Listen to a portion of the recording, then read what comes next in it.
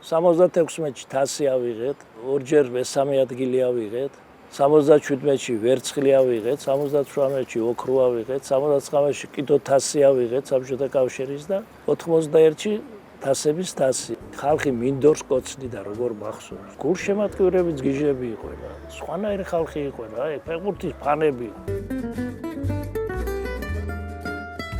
ჩვენ და ხო ხშირად დავდიოდით საზღვარგარეთ, კაცო, თვეობით, ერთი თვე არგენტინაში ვიყავით, იტალიაში, არაბეთში, სად არ ვიყავით. და გვეხვერწებოდა გუნდები არგენტინაში, მაგალითად, ბოლოს ერთი ბოკა ხუნინოს ვეთამაშეთ, ერთი და დასაწყისს ყველა მოვიგეთ.